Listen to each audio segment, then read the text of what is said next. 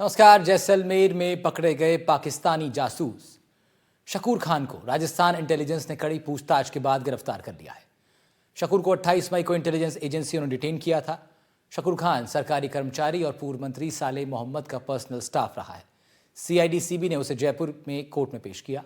10 दिन की रिमांड मांगी। कोर्ट ने 7 दिनों की रिमांड मंजूर की है। शकूर खान की गिरफ्तारी ऑफिशियल सीक्रेट एक्ट के तहत देशद्रोही गतिविधियों और जासूसी के गंभीर आरोपों में हुई है। उसके तार आईएसआई से जुड़े पाए गए। सुरक्षा एजेंसियों का उस पर आईएसआई एजेंट के रूप में काम करने का गंभीर आरोप है। शकूर से पूछताछ में बड़ा खुलासा हुआ है कि वो आईएसआई के लोगों से बातचीत करता था। पाकिस्तान के कई फोन नंबरों से उसकी बात होती थी। शकूर खान वर्तमान में जैसलमेर के रोजगार कार्यालय में एएओ के पद पर कार्यरत था और लंबे समय से पाक खुफिया एजेंसियों के हैंडलर्स के संपर्क में भी था। व्हाट्सएप के जरिए सामरिक महत्व की फोटो और वीडियो भी वो पाक खुफिया एजेंसियों के हैंडलर्स को शेयर करता था। भारत में पाक हाई कमीशन के अफसर रहे एहसान उर रहमान उर्फ दानिश और यूट्यूबर ज्योति के संपर्क में भी था। शकूर पाकिस्तान एम्बेसी में सुहेल कमर से भी मिलता था। इन लोगों से पाक एम्बेसी में जाकर उसने कई बार मुलाकात की। दानिश की मदद से कई बार शकूर खान वीज़ा हासिल कर पाकिस्तान की यात्रा कर चुका है। आईएसआई के 13 लोगों से व्हाट्सएप के जरिए उसके संपर्क में होने की जानकारी भी सामने आई।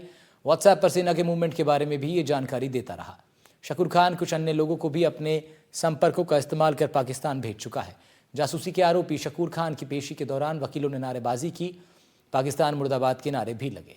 शकूर खान 7 बार पाकिस्तान जा चुका है। आखिरी बार विभाग को सूचना दिए बिना वो पाकिस्तान गया था। ऑपरेशन सिंदूर के चलते जांच के घेरे में आया, पकड़ा गया। 2013 तक साले मोहम्मद का पीए रहने के बाद शकूर खान जिला रोजगार कार्यालय में बतौर क्लर्क ज्वाइन कर चुका था। पाकिस्तान के सिंध प्रांत के रहीम यार खान, सक्कर और घोटकी जैसे इलाकों में शकूर खान के नज़दीकी रिश्तेदारों का भी पता चला है। पूछताछ में खुफिया एजेंसियों को उसके मोबाइल में पाकिस्तान के कई नंबर मिले हैं। इनके बारे में वो कोई संतोषजनक जवाब नहीं दे पाया है। शकूर खान 2008 में पूर्व मंत्री और कांग्रेस नेता साले मोहम्मद के निजी सहायक यानी पीए के तौर पर भी काम कर चुका है। तब साले मोहम्मद पोखरण से विधायक हुआ करते थे। शकूर भारत पाक बॉर्डर पर मंगलियों की ढाणी बड़ोड़ा गांव का रहने वाला है। आज सबसे बड़े मुद्दे में चर्चा का विषय पाक जासूस गिरफ्तार, कांग्रेस नेता और आईएसआई से जुड़े हैं तार। इसी पर करेंगे चर्चा। कुछ खास मेहमान हमारे साथ जुड़ रहे हैं, उनका तारुफ आपसे कराएंगे। लेकिन उससे पहले जोगाराम पटेल संसदीय कार्य मंत्री हैं, उनका क्या रिएक्शन है वो भी सुना देते हैं और आपको। साथ ही साथ था प्रदेश कांग्रेस के अध्यक्ष हैं गोविंद सिंह डोटासरा, उन्होंने क्या कहा है वो सुन लेते हैं। पूर्व मंत्री आदरणीय साले मोहम्मद जो हमारे पोखरण से आते हैं और पोखरण जिला जैसलमेर जिले में पड़ता है। जैसलमेर जिला हमारा बॉर्डर एरिया है, सबसे अधिक संवेदनशील एरिया है। और उनके साथ रहे उनके पीए शकूर खान ने जो कृत्य किए हैं वो निंदनीय नहीं है, हमारा देशद्रोह का कार्य है। और जो व्यक्ति देशद्रोह का कार्य करते हैं, हमारी सेनाओं की कोई फोटोग्राफी या कोई सूचनाएं पाकिस्तान को या हमारे विदेशी शत्रु को देता है, तो इससे अधिक देशद्रोह का काम नहीं हो सकता। और इस पर साले मोहम्मद जी ने आज दिन तक अपना कोई वक्तव्य नहीं दिया। उनको अपना वक्तव्य देना चाहिए, अन्यथा वो खुद भी संदेह के घेरे में आ रहे हैं। क्योंकि ऐसे मामले में कोई कंप्रोमाइज़ नहीं किया जा सकता हमारी देशभक्ति से, हमारी राष्ट्रभक्ति से। और हमारी विदेशी ताकतों के आगे नतमस्तक होकर के सूचनाएं देना ये बहुत ही खतरनाक है। मेरा निवेदन है कि वो साले मोहम्मद जी अपना वक्तव्य दे, कांग्रेस पार्टी अपना वक्तव्य दे, स्पष्टीकरण दे, नहीं तो वो दोनों ही संदेह के घेरे में। तो इसका जो भी होगा जांच करें, लेकिन किसी का पीए होना, किसी के समय में कोई अधिकारी उस मंत्री के अधीन काम करना या मुख्यमंत्री के अधीन काम करना, उससे कोई आरोप साबित नहीं हो जाता है। ये डबल इंजन की सरकार है, जांच कर ले, दोषी होगा वो सजा पाएगा, उसमें किसी को कोई एतराज नहीं। इसलिए इसके तरीके के अनर्गल जो अफवाहें फैला करके किसी की छवि बदनाम करने की कोशिश इनको नहीं करनी चाहिए। तो जोगाराम पटेल और गोविंद सिंह डोटासरा को आप सुन रहे थे। इससे पहले जासूसी के इस पूरे नेटवर्क पर बात हो, कितना खतरनाक है ये देश की सुरक्षा के लिए, इसकी गहराई पर चर्चा हो, उससे पहले जरा ये पॉलिटिकल एंगल जो है इस पर बात कर लेते हैं। गेस्टों का तारुफ आपसे करवा देता हूं। नितिन सारस्वत कांग्रेस प्रवक्ता के नाते से जुड़ रहे हैं हमारे साथ। शैलेश कौशिक जी बीजेपी प्रवक्ता के नाते से राय रखेंगे। साथ ही साथ डॉक्टर आदिश सी अग्रवाल हैं, सीनियर एडवोकेट हैं सुप्रीम कोर्ट के, आप पूर्व अध्यक्ष रह चुके हैं सुप्रीम कोर्ट की बार एसोसिएशन के भी। अशोक कुमार साहब भी हमारे साथ जुड़ रहे हैं, पूर्व आरपीएस अधिकारी रहे हैं। बहुत स्वागत आप चारों लोग का कर रहा हूँ। और सबसे पहले शुरुआत शैलेश कौशिक जी से कर रहे हैं। शैलेश साहब, कांग्रेस के अध्यक्ष कह रहे हैं, डोटासरा साहब कह रहे हैं कि पूरी की पूरी पार्टी पर आरोप लगाना या साले मोहम्मद साहब पर आरोप लगाना या उनको आरोपों के दायरे में लेना ये जायज़ बात नहीं है, जांच करा ली जाए, और अगर शकूर खान का कोई संबंध डायरेक्ट रूप से साले मोहम्मद का भी कोई संबंध निकलेगा इस पूरे नेटवर्क से, तब आप आरोप लगाएं। देखिए राहुल जी, जिस तरीके से कांग्रेस के नेता बयानबाजी कर रहे हैं, इससे जो इतना बड़ा घटनाक्रम हुआ है, जो किसी व्यक्ति के, चाहे वो एमएलए हो और मंत्री हो, अगर उनके पास कोई भी विधायक व्यक्ति पीए के तौर पर या निजी स्टाफ के तौर पर रहता है तो निश्चित रूप से उसकी वेरिफिकेशन पुलिस का होता है। दूसरी बात मैं कहना चाहूंगा कि 2008 से 13 तक जब वो उनके विधायक के रूप में रहे थे, सरकार भी कांग्रेस की थी, केंद्र में भी थी 2004 से 14 के बीच में, और यहाँ भी बड़ी सरकार थी। तो ऐसी स्थिति में क्या कारण रहे कि उनका पुलिस वेरिफिकेशन नहीं करा? निश्चित रूप से कहीं ना कहीं साले मोहम्मद अगर इस पर अपना स्पष्टीकरण नहीं दे रहे हैं तो कहीं ना कहीं वो संदेह के घेरे में आएंगे। और जहां तक कांग्रेस के प्रदेश अध्यक्ष का कहना है, तो उनके कहने से ना जांच रुकेगी, जांच तो जारी है। लगातार डिटेन करने के बाद जो उनसे इनपुट प्राप्त हुए हैं उसके आधार पर जांच का दायरा बढ़ा है और उनसे और सूचनाएं प्राप्त की जा रही हैं। लेकिन कांग्रेस के आज तक किसी भी व्यक्ति ने, और खासकर साले मोहम्मद जी ने, कोई भी अपना स्पष्टीकरण नहीं दिया कि अगर ये व्यक्ति मेरे पास आए, क्या ऐसा नहीं हो सकता कि उनके प्रभाव का यूज किया गया उस टेन्योर के दौरान, 8 से 13 के दौरान? निश्चित रूप से कहीं ना कहीं अगर उस प्रभाव का यूज किया होगा तो देश की सुरक्षा के लिए कितना बड़ा खतरा साबित होगा। और दूसरी बात, आज डोटासरा जी ये बात कह रहे हैं कि साहब हमें कोई दिक्कत नहीं है, लेकिन मैं दूसरी बात डोटासरा जी से कहना चाहूंगा, कांग्रेस के लोगों की एक परंपरा रहती है, जैसे ही किसी व्यक्ति पर कोई कार्रवाई होती है, जांच के दायरे में आता है, संदिग्ध परिस्थितियों में आता है, तो फिर तमाम केंद्र की एजेंसियां तमाम उनके नाम पर आरोप लगाते हैं। आज क्या मैं पूछना चाहूंगा कांग्रेस के लोगों से, डोटासरा जी से, क्या अगर कल साले मोहम्मद दायरे में आते हैं तो कांग्रेस के लोग इस बात को नहीं कहेंगे क्या? कांग्रेस की परंपरा है, चाहे ऊपर से ले लो, चाहे नीचे राजस्थान से ले लो, चाहे प्रदेश में ले लो, चाहे जिलों में ले लो, आज कांग्रेस के लोग आज कह रहे हैं, लेकिन संदेह के घेरे में अगर आ रहे हैं तो स्पष्टीकरण तो साले मोहम्मद जी को देना चाहिए और देना पड़ेगा।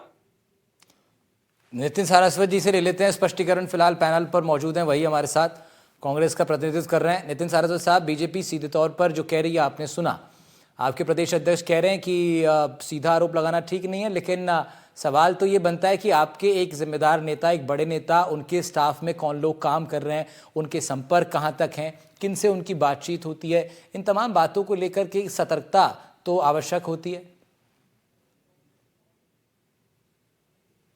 अब मेरे को 2 मिनट या 3 मिनट अनइंटरप्टेड देंगे। मैं सबसे पहले तो ये कहना चाहता हूं कि कोई भी व्यक्ति अगर वो देशद्रोह का आरोपी और देशद्रोह इस तरीके से कर रहा है, उसके लिए कड़ी से कड़ी सजा होनी चाहिए और इसके लिए कोई भी माफी नहीं होनी चाहिए। अब दूसरा पॉइंट मैं आना चाहता हूं कि आपने सबसे पहले जो आज ये लिखा है यहाँ पे कांग्रेस और आईएसआई का तार वाला जो ये आपने लिखा है, मैं ये पूछना चाहता हूं, जब सैफुल्लाह फारूक जो कश्मीरी पंडितों को हथियारा था, आतंकी मसूद अजहर का शिष्य था, 10 साल जेल में रहा और बीजेपी ने उसे वार्ड नंबर 33 से भाजपा से टिकट दिया, क्या आपने ऐसा टाइटल लिखा था? तारिक अहमद मीर जो पाकिस्तान हथियारों की सप्लाई करता था, 2014 में शोपिया से भाजपा ने विधानसभा में टिकट दिया। तालिब हुसैन जो भाजपा के अल्पसंख्यक मोर्चा का अधिकारी था और बाद में एनआईए ने उसे आतंकी गतिविधियों में गिरफ्तार किया।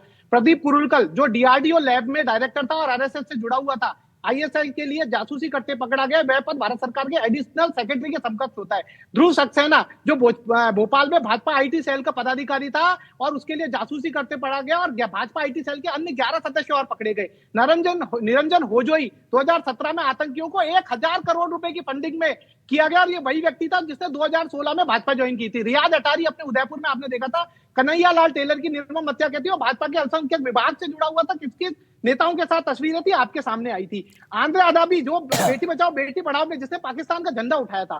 तो मैं ये कह रहा हूं कि अगर किसी व्यक्ति ने, मैंने आपको इतने एग्जाम्पल दिए, क्या एनडीटीवी इंडिया ने किसी से भी भाजपा के अमित शाह जी से इसके सवाल पूछा हो, भाजपा से इसका नाता जोड़ा हो, भाजपा से स्पष्टीकरण मांगा हो? मैं ये कह रहा हूं कि जब आप इतने बड़े सेंसिटिव मुद्दे पे इस तरीके की छोटी राजनीति पे जब उतर आते हैं तो मुझे लगता है कि उससे सबसे ज्यादा देश हित का नुकसान होता है। और मैं ये कह रहा हूं तमाम एजेंसियां उनके पास है, तमाम एजेंसियों को जांच करनी चाहिए, जांच के तथ्यों को सामने लाना चाहिए। हमने पुलवामा में अटैक में देखा, देवेंद्र सिंह एक डीएसपी पद पे तैनात था, उसके लिए तमाम बातें की गई, आज तक आपको नहीं पता कि उसके लिए क्या हुआ। मैं ये कह रहा हूं कि यहाँ पे जो भी व्यक्ति जिस तरीके के देशद्रोही का आरोपी है, उसकी कड़ी से कड़ी जांच होनी चाहिए। हमारी एजेंसियों को पहले से सतर्क होना चाहिए। ये कह रहे थे कि उनका पुलिस वेरिफिकेशन नहीं हुआ। आप एक बार बताइए, यहाँ पैनल में बैठे हुए, और मैं कह रहा हूं आपसे, एक कॉमन सेंस की बात है कि वो व्यक्ति 2013 के बाद में कई बार पाकिस्तान गया, और कोई भी व्यक्ति जब वीजा लेता है तो उसका पुलिस वेरिफिकेशन वैसे ही कई बार होता है। आप ये खुद जानते होंगे कि ऐसे नहीं घर से उठ के वीजा मिलके चला जाता है आदमी, पाकिस्तान चला गया और पाकिस्तान से आ गया। जब इतनी बार जाने के बाद में भी ये नहीं पता चल पाया और आज जाके वो पकड़ा आया है, तो मैं इस तरीके की छोटी राजनीति में नहीं जाना चाहता, क्योंकि ये देश की सुरक्षा से जुड़ा हुआ सब्जेक्ट है। ठीक है, और वो इसका ऐसी काउंटर पोखर, जो है ऐसी एक बार जगह शैलेश है। कौशिक साहब से ले लेते हैं। शैलेश साहब, बहुत सारे नाम सारस्वत जी ने गिनवाए हैं और उन्होंने बताया उन तमाम नामों के ताल्लुक भारतीय जनता पार्टी से रहे। कई लोगों को आपने उनमें से टिकट भी दिया अपना प्रतिनिधि बनाकर। क्या डिफेंस है आपका इस पर? राहुल जी, जो मेरे साथी प्रवक्ता हैं, उन्होंने आपके प्रश्न का जवाब तो नहीं दिया, लेकिन मैं इनसे पूछना चाहता हूं, 2006 में यासीन मलिक जो एक अलगाववादी नेता था, को तत्कालीन प्रधानमंत्री मनमोहन सिंह जी ने पीएम हाउस में उनका स्वागत किया था। बुरहान वानी जो एक अलगाववादी था, जिसने सेना उसके अटैक किया था सेना के स्थल पर, और जब उसको मारा गया तो सैफुद्दीन सोज जो इनके इतने बड़े नेता, जब उनने कहा था कि अगर मेरी बस में होता तो ऐसा नहीं होता। और जो बाटला एनकाउंटर हुआ था, किसने आंसू रोया था, सबको मालूम है। किसने ओसामा बिन लादेन को सहा, किसने हाफिज सईद को जी कहा, सबके बारे में मालूम है। कांग्रेस के बड़े बड़े नेताओं का चरित्र जो भ्रष्टाचार था, वो आतंकवाद परस्त भी हो गया है, आतंकवाद की सपोर्ट में। ठीक है, मामला थोड़ा राजनीतिक हो रहा है, और विषय देश की सुरक्षा से जुड़ा हुआ है। मैं अशोक कुमार साहब को चाहूंगा वो इंटरवीन करें इस डिस्कशन में। अशोक कुमार साहब, आऊंगा शैलेश साहब, दोबारा आऊंगा आपके पास। अशोक कुमार साहब पूर्व आईपीएस अधिकारी हैं, वरिष्ठ अधिकारी रहे, वो भी हमारे साथ इस पैनल पर हैं। अशोक कुमार साहब, ये तमाम आरोप प्रत्यारोपों का दौर तो ये तो चलता ही रहेगा, लेकिन सवाल ये है कि जासूसी का एक बड़ा नेटवर्क हिंदुस्तान में है और स्वाभाविक है, सभी देश अपने जासूसों को दूसरे देशों में रखते ही हैं। बहुत पुरानी परंपरा है, अब से नहीं, शायद जब से सभ्यताएं बसी होंगी अलग अलग, तभी से ये क्रम चल रहा होगा। लेकिन मौजूदा वक्त में हिंदुस्तान के अंदर जो दुश्मन देश के जासूस काम कर रहे हैं, उस नेटवर्क की क्या जानकारियां, कितनी जानकारियां हमारी लोकल इंटेलिजेंस के पास है, हमारी सिक्योरिटी फोर्सेस के पास है, पुलिस के पास है?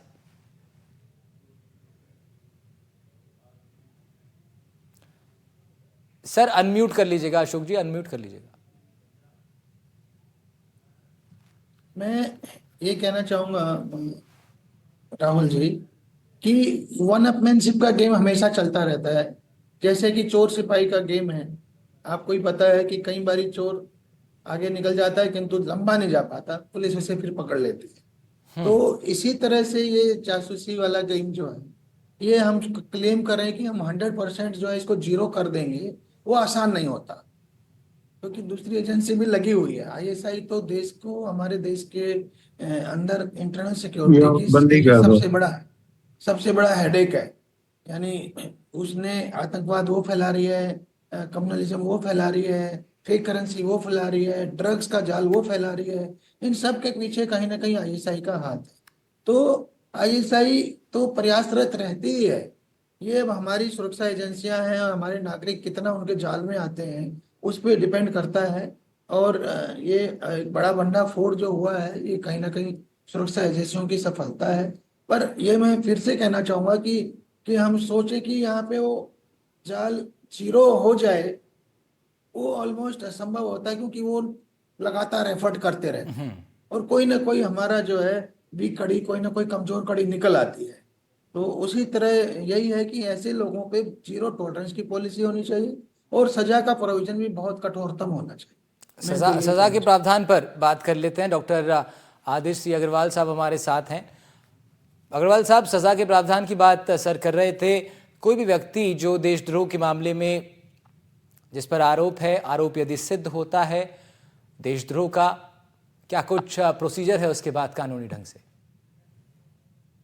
उसमें हमारी इंटेलिजेंस एजेंसी चार्जशीट फाइल करती है कोर्ट के अंदर, और इसमें अलग अलग प्रोविजन है। 3 साल से लेके 14 साल तक की इसमें कैद हो सकती है, फाइन भी हो सकता है।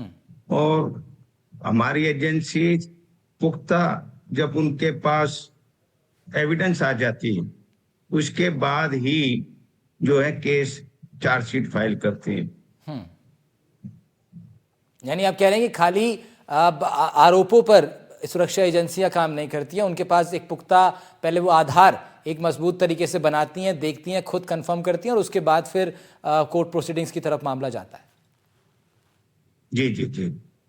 ठीक है। साथ साथ आदित्य साहब, सवाल ये भी है कि अब दो तरह के इसमें जासूस हो गए। एक तो वो जो पाकिस्तान से, मान लीजिए उदाहरण के तौर पर पाकिस्तान कह लेते हैं, या अन्य दूसरे देश से भारत में आए और जासूसी के आरोप में पकड़े गए। दूसरा वो हैं जो भारत के ही नागरिक थे और जासूसी कर रहे थे दुश्मन देश के लिए। दोनों के लिए अलग प्रावधान है? नहीं, सबके लिए एक ही प्रोविजन है, कोई फर्क नहीं है। हिंदुस्तान में कोई भी विदेशी करे चाहे इंडियन करे, उसके लिए एक ही प्रोविजन है। यही हमारे जो sections of official secret act का जो इस केस में है वो वाला लागू रहेगा। आदित्य साहब, कोई ऐसा मामला आपके ध्यान में आता है, कोई उदाहरण आपको याद आता है जिसमें कड़ी सजा मिली हो देशद्रोह के मामले में हिंदुस्तान में? कई 2-3 इंसिडेंट, मुझे एग्जैक्ट नाम नहीं है, परंतु हुए हैं इस तरीके के। ठीक है। और एक सवाल और मैं आपसे पूछूंगा, आपको लगता है जो सजाएं उन केसेस में मिली वो पर्याप्त थी एक मैसेज देने के लिए कि भारत में रहकर अगर गद्दारी की जाएगी तो उसकी सजा सख्त होगी, उसका अंजाम बुरा होगा? क्या सजाएं पर्याप्त थी जो दी गई? देखिए, ये जो बहुत सोच समझ के ये सजाएं फिक्स करी गई हैं, ऐसी कि इसमें डेथ पेनल्टी नहीं दी गई है, क्योंकि डेथ पेनल्टी हमारे ये सोचा जाता है कि कई देश हैं, कई ऑर्गेनाइजेशन इंटरनेशनल लेवल पे, उनका ये कहना है कि कोर्ट भी, हाईएस्ट कोर्ट में भी कई बार गलती हो सकती है किसी को ये इस निष्कर्ष पे पहुंचने के कि भाई इसने क्राइम किया है। तो डेथ पेनल्टी बहुत कम, rarest of the rare occasion में दी जाती है, जैसे मर्डर केस में। अदरवाइज डेथ पेनल्टी नहीं है हमारे पास। यही लाइफ सेंटेंस होता है, जिसमें यही नहीं कि 14 साल, जिंदगी भर, जब तक वो जिंदा है जब तक का। परंतु इस मुकदमे में जो 14 साल तक का ही हमारा कन्विक्शन का प्रोविजन। ठीक है। अशोक कुमार साहब, जासूसी किसी भी देश के लिए एक ऑपरेशन को सफल बनाना, दुश्मन देश को भारी नुकसान पहुंचाना, अपने मंसूबे को पूरा कर पाना, उसके लिए जासूसी ये जो नेटवर्क है ये कितना बड़ा रोल प्ले करता है सर? देखिए, इंटेलिजेंस एजेंसीज का रोल बड़ा होता है और ये हमेशा कोशिश तो करते ही रहते हैं कि हम जो है जैसा मैंने कहा, आईएसआई का लगातार प्रयास रहता है कि हमारे देश में वो वहां से भी जासूस भेजे, यहाँ भी लोगों को फोड़ ले, उनसे जासूसी करवाए, रेडिकलाइज कराए लोगों को, उनको यहाँ पे स्लीपर सेल के रूप में डेवलप कराए और सूचनाएं विभिन्न तरह की लें, जो समय पड़ने पे वहाँ के हैंडलर के हाथों फिर वो आगे जो है फर्दर काम कर सकें, करा सकें। तो ये इंटेलिजेंस एजेंसीज का हमेशा इसके प्रयास रहते हैं और वो बहुत सारे हथकंडों से करते हैं। कभी पैसा यूज करते हैं, कभी आपको पता है हनी ट्रैप यूज करते हैं, कभी ब्लैकमेलिंग यूज करते हैं कि आपके कोई वीक लिंक उनके पास चले गए, फिर उसके बदले में ब्लैकमेल करते हैं कि हमें ये सूचना भेजो। तो ये सब तरह के हथकंडे अपनाते हैं। पर सर्टेनली इंटेलिजेंस एजेंसीज का इस तरह के मामलों में बड़ा रोल तो है, बहुत बड़ा रोल है, बिल्कुल। और नितिन सारस्वती के पास जाऊं, से पहले एक बार शैलेश कौशिक जी आपके पास आ रहा हूं। शैलेश साहब, एक सवाल ये बनता है, देखिए, कि क्यों आखिर शैलेश साहब के पास आऊंगा, उधर पहले पंकज चौधरी साहब हमारे साथ जुड़ रहे हैं, आप भी आईपीएस अधिकारी हैं। पंकज साहब, जासूसी के इस नेटवर्क पर हम लोग आज बातचीत कर रहे हैं, जिसमें अभी एक नया नाम अब सामने आया इस व्यक्ति का। मैं आपसे ये जानना चाह रहा हूँ, पिछली बार भी जब हमारी बातचीत हुई थी, जासूसी का ये जो नेटवर्क है हिंदुस्तान के अंदर, निश्चित रूप से इसे पूरा जीरो करवाना तो बहुत असंभव है। आईएसआई लगातार अपनी कोशिशों में लगी ही रहती है, लेकिन फिर भी अगर आप ये बता पाएं कि एक ऑपरेशन को सफल बनाने के लिए, एक देश के लिए, ये जो जासूसों का नेटवर्क है ये कितना बड़ा रोल प्ले करता है? देखिए, जिस नेटवर्क की आप बात कर रहे हैं उसमें ये एरिया टू एरिया डिपेंड करता है। और जैसे कि ये जो मैटर जैसलमेर से है और मैं चूंकि वहाँ पर स्थापित रहा हूँ, तो मैं ये कह सकता हूँ कि लोकल लेवल पे जो कंसर्न डिपार्टमेंट हैं, उनके जो ऑफिसर्स हैं, उनके जवान हैं, उनके पूरी टीम है वो कितना सेंसिटिव है, कितने गंभीरता से चीज़ों को लेती है, वो बड़ा मैटर करता है। और जैसा कि 2013 में ऑलरेडी इस नेटवर्क के बारे में हम लोगों ने एक्सपोज किया था, जिसमें कि तमाम इनपुट मिले थे और भी जो सुरक्षा एजेंसीज हैं उन सभी ने बड़ा अच्छा प्रयास करके, लेकिन इतने समय अंतराल के बाद भी अगर इस प्रकार के इनपुट्स हमारे बीच में स्लीपर सेल की तरह और हमारे देश के सरहदी इलाकों में रह के इस प्रकार की घटना अंजाम दी जाती, तो कहीं न कहीं ये जरूर है कि तत्कालीन जो पॉलिटिकल विल है स्टेट की या अदर कितनी मजबूती से काम कर पा रही है नहीं कर पा रही है। मैं इतना जरूर कहूंगा कि अपने केस में बता दूं कि गाजी फकीर की हिस्ट्री शीट खोलने के साथ जब साले मोहम्मद के खिलाफ FIR हुई और एक जासूस सुमेर खां 2013 में इनको हम लोगों ने इंटरोगेट मैं उसी पे आ रहा था पंकज सर कि आप बाड़मेर में उस वक्त SP रहे, जो मेरी जानकारी है, और पिछली बार हमारी बातचीत हुई थी आपने बताया भी था, आपने ही सबसे पहले ये जिसे कहें कि इसके तार जो है खोले आप ही ने, और उसके बाद आपका ट्रांसफर भी कर दिया गया। थोड़ा सा उसी को आप डिटेल में अगर बताएं क्या कुछ उस वक्त हुआ था और क्या इसका मतलब अगर ट्रांसफर हुआ क्योंकि पंकज सर आपका, तो मेरा फिर बात ये बनती है, दिमाग में ये आता है कि इसका मतलब एक संरक्षण भी है, एक संरक्षण भी था इस समय उनको। मैं उसी पॉलिटिकल विल की बात कर रहा हूँ। सपोज ये इंसिडेंट 2013 में हुआ और जिले का SP अगर कोई सख्त कार्रवाई करता है, कोई मजबूत कार्रवाई करता है, अगर वो किसी की हिस्ट्री शीट खोलता है जो देशद्रोही है, देश विरोधी तत्व उसमें शामिल है, और जो करंट MLA है या सिटिंग MLA है जिसके खिलाफ FIR दर्ज होती है क्योंकि उसके पेट्रोल पंप पे AK-47 और अन्य प्रकार के संदिग्ध हथियार के साथ साथ और भी गोपनीय लोग पाए जाते हैं, और जिस पर जब कार्रवाई पुलिस करती है तो उस पे जो टीम जाती है, टीम पे हमला करने का प्रयास, उनको पकड़ के जलाने की धमकी और तमाम चीजें होती हैं, उसके खिलाफ FIR दर्ज होती है सिटिंग MLA के खिलाफ अन्य संगीन धाराओं में। लेकिन उसके बावजूद भी अगर आपके उसका जब मैं अपना केस लूँ तो अगर मेरा वहाँ से ट्रांसफर हुआ तो ट्रांसफर होने का सिर्फ पर्पज था कि इन सारी घटनाओं को कहीं न कहीं प्रभावित कर लिया गया। तो ये जो सुमेर खां या शकूर खां है, सुमेर खां को ऑलरेडी हम लोगों ने उस समय अरेस्ट किया, उसके बाद शकूर खां भी हम लोग के राडार पे रहे, तो ये चीजें ऑलरेडी थी और उस समय बताया भी गया, लेकिन राजनीतिक संरक्षण इस प्रकार उसमें मिला, उससे चीजें प्रभावित हो गई। और आने वाले समय में यानी पॉलिटिकल विल बहुत इंपॉर्टेंट है। बिल्कुल पंकज सर बड़ी बात कह रहे हैं कि किसी भी इस तरह की चीज़ों में उसको फाइनल एग्जीक्यूट करने के लिए पॉलिटिकल विल बहुत इंपॉर्टेंट है। बहुत शुक्रिया पंकज चौधरी साहब आपका हमारे साथ जुड़ने के लिए। आपने अपने अनुभव भी साझा किए और उन अनुभवों से ये पता लगता है कुल मिला के कि पॉलिटिकल विल सबसे ज़्यादा इंपॉर्टेंट है। क्या वो पॉलिटिकल विल बीजेपी के अंदर है, बीजेपी सरकार में है? सारस्वत जी आपका टेक चाहूंगा इस बात पर।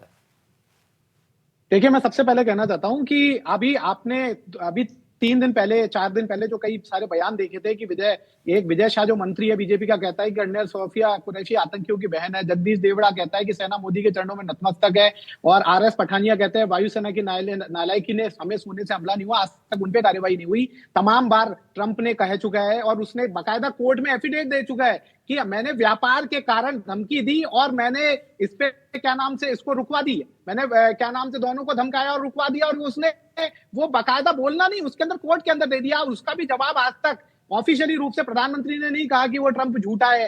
तमाम तरीके की बातें हमें पता है कि बस कब्जा होने वाला था, तमाम पाकिस्तान और POK दोबारा लेने वाले थे, लेकिन पॉलिटिकल विल के कारण सेना के शौर्य को वहां पे रोक दिया गया। तो मुझे ये लगता है कि इस तरीके की चीजें मैं लगातार कांग्रेस पार्टी कह रही है, तमाम विपक्ष कह रहा है कि नहीं करना चाहिए, लगातार इसमें लड़ना चाहिए था और POK पे कब्जा ले लेना चाहिए था। तो पॉलिटिकल विल इंपॉर्टेंट होती है। वहीं 1971 में तमाम ठीक है, शैलेश कौशिक साहब आपका काउंटर इस बात पर लगा। बड़े आरोप देखिए उधर से भी लग रहे हैं, कांग्रेस भी बड़े गंभीर आरोप आपके ऊपर लगा रही है। शैलेश साहब आपका काउंटर। रोल अदा करती है। राहुल जी पॉलिटिकल विल तो इस देश में जब से देखिए, जब से नेहरू जी ने राज संभाला था कि जब पहला आतंकी हमला 1947 में आजादी के 2 महीने बाद हुआ था, और जब सरदार पटेल जी एज होम मिनिस्टर बिल्कुल नहीं चाहते थे, लेकिन माननीय प्रधानमंत्री तत्कालीन नेहरू जी उसको यूएन में ले गए और किस तरीके से उन्होंने युद्ध को समाप्त किया। जब कश्मीर हमारे पास आया था तो क्यों उन्होंने जो कव्वाली आए तो उनको छोड़ दिया, किस तरीके से जमीन छोड़ी थी। पॉलिटिकल विल तो लोगों ने 1971 में भी देखी थी। जब जो लोग कहते हैं कि इंदिरा जी 2 टुकड़े कर दिए, वो तो बताए 93,000 सैनिक क्यों छोड़ दिए और 54 अपने क्यों नहीं आए और 13,000 वर्ग मीटर जमीन क्यों छोड़ दी। पॉलिटिकल विल तो जब भी देखी थी, जब ठीक है, ठीक है। एक आखिरी सवाल हमारे इस पैनल पे सबसे वरिष्ठ डॉक्टर आदिश अग्रवाल जी हैं। आदिश सर, एक वाइंड अप कमेंट आपका चाहूंगा इस पूरे मुद्दे पर। देखिए, इस तरीके के जो ऑफिशियल सीक्रेट एक्ट में बहुत ही डिफिकल्ट होता है प्रूव करना। हम एफआईआर लिख लेते हैं, परंतु प्रूव करना कि ये रियली कोई सीक्रेट डॉक्यूमेंट था, और सीक्रेट डॉक्यूमेंट आजकल जो होते हैं वो मेनली डिफेंस में होते हैं, मिनिस्ट्री ऑफ डिफेंस में, या हमारी आर्म्ड फोर्सेस के डॉक्यूमेंट। हमारे जो सिविल में कोई इस तरीके के ऑफिसर सीक्रेट एक्ट में डॉक्यूमेंट ऐसे सीरियस मामले नहीं होते हैं, ना ही उनमें केस बनाया जाता है। मेयर कि आपने किसी का वीजा दिला दिया, वो ऑफिसर सीक्रेट एक्ट में आखिर में कन्विक्शन नहीं हो पाएगा। तो इंतजार करना होगा, इसका मतलब बहुत काफी लंबा ये प्रोसीजर जा सकता है। हो सकता है बार बार प्रोसीडिंग्स हों, तभी जाकर के बहुत चीजें अपने अंतिम परिणाम पर पहुंचती हैं। बहुत शुक्रिया आप सभी चारों लोगों का, समय इतना ही है। अग्रवाल साहब बहुत शुक्रिया, कौशिक साहब बहुत शुक्रिया आपका भी, और सारस्वत जी आपका शुक्रिया, अशोक कुमार साहब बहुत शुक्रिया। तो इस बेहद गंभीर विषय पर हम लोग कर रहे थे चर्चा। हर रोज इस तरह के संवेदनशील विषयों पर चर्चा करते हैं हम लोग। सबसे बड़े मुद्दे में फिलहाल इतना ही, खबरों का सिलसिला जारी रहेगा। नमस्कार।